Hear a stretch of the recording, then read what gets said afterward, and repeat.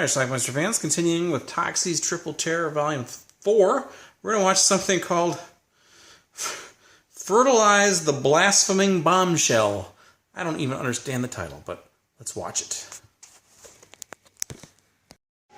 Our movie starts out, we see a bunch of guys walking through the desert at night with torches. I'm sure they're up to no good.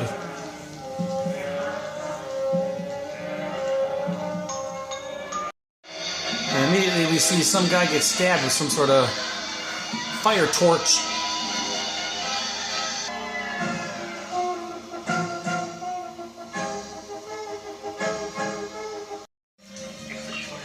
We have a couple driving along. They're trying to get to Vegas through the California desert. But they're lost because he took a shortcut, which wasn't very short at all. They're lost.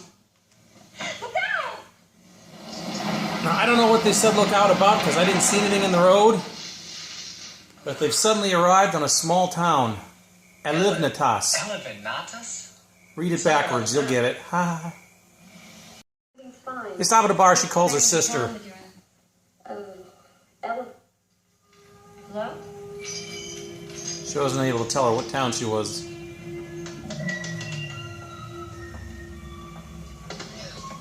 What's the matter? Phone is dead. Well, they stopped and now there's a hole in their gas tank. Jeez, there's a hole in the tank. It wasn't made by a rock either. Look, kid probably were inside the cafe. Why? Then off in the distance, Whoever didn't want us to get very far. we're going to hear some They may be out chants. there right now watching us. What are we gonna do? What are we gonna do? A fiery pentagram. They were running and hiding from these Satanists, and they get caught. And that's the end of him. Then they capture her and assault her.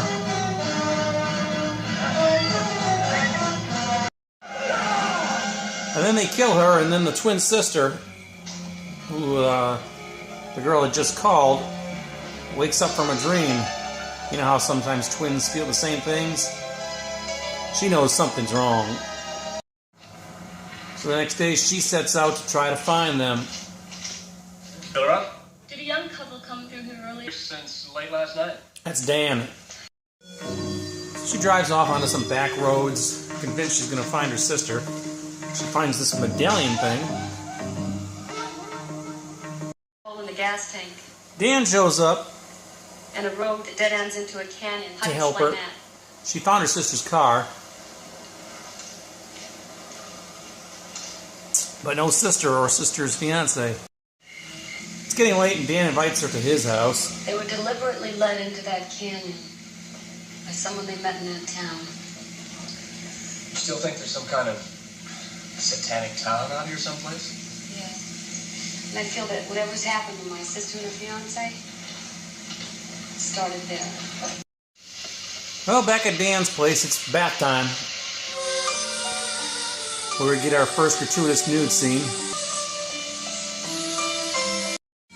And when she's in bed at night, she has this, I think it's a dream of Dan hovering over her in bed.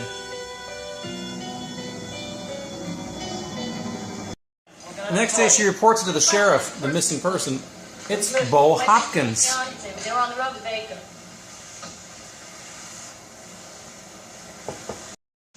Well, she goes back out in the desert to do some more searching, and she runs into some, almost like dune buggies. A couple of these vehicles look like something out of Mad Max. Sheriff isn't much help about that either. Why don't you go after those bastards? Who are they? No, I saw them pass the gas station the other day. What difference does that make anyway? So anyway, the town of Elivnatas is not on any map. Nonetheless, there it is, population 13.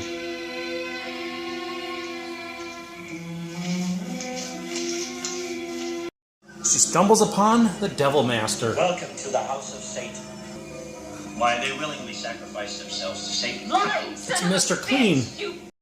Mr. Clean has some tough words for You her. are going to fuck me again and again until thy belly is swollen with child, a child that is born unto Satan himself.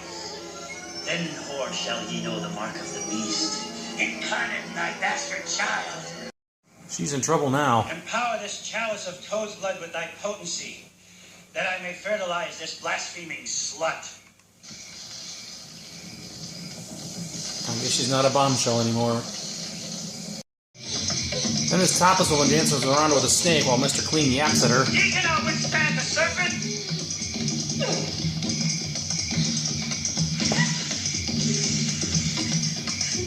For rejecting the serpent, prepare to surrender thy unhallowed flesh to all that is evil. The heart of sin. I don't know how she pulled it off, but she managed to escape. She spends the rest of the night running around in her panties, trying to get away from the Satanists.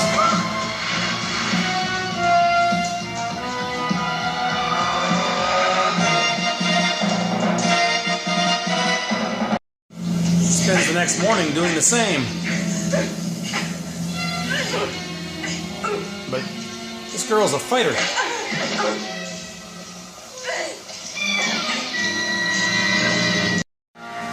She steals one of their dune buggies. And she continues to kick ass. In fact, she kicks everybody's ass that gets in her way. All while in panties. But in spite of all the trauma and chaos around her, she does find time to get topless and take a shower in the waterfall. So peril follows her wherever she goes. She stabs this guy. And she throws this guy off a cliff. All while in her underwear.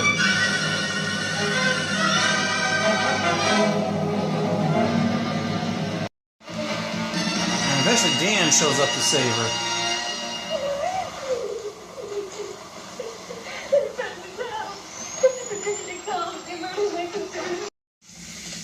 As they're driving off, Dan reaches down to get some cigarettes, and she sees a 666 on his neck.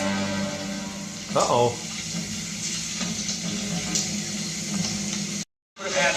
She calls him out on it, and then there's a struggle with a gun.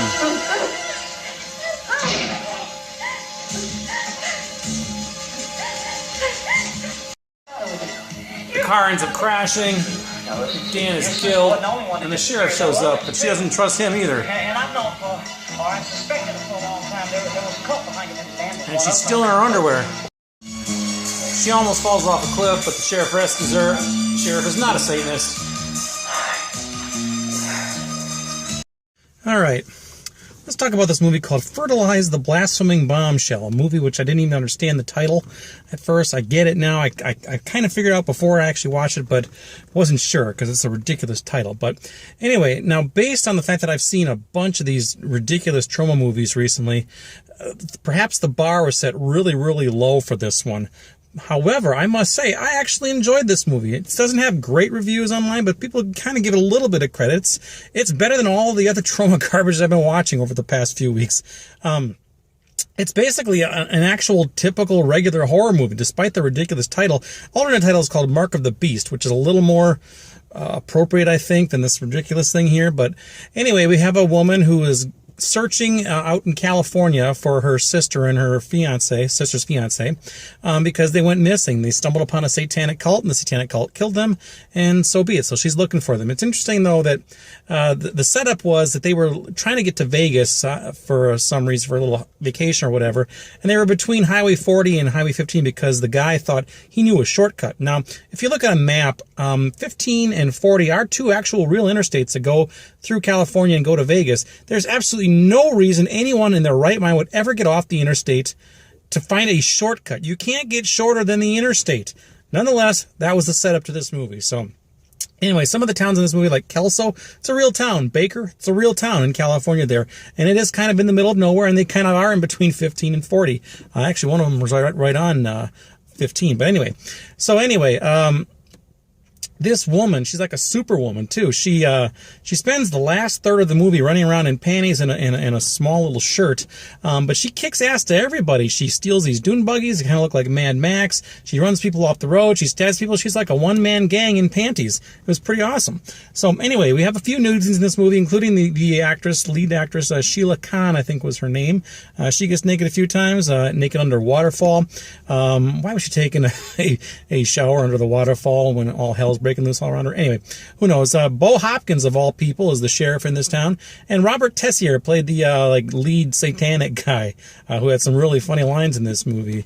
The Hard On of Hell. So anyway, it's not a bad movie at all. I'm going to recommend this one, Fertilize the Blaspheming Bombshell. It's actually pretty decent for the garbage that it is. Check it out. Let me know what you think about it. Leave some comments down below. We'll talk about it. It's called Fertilize the Blaspheming Bombshell. Watch it.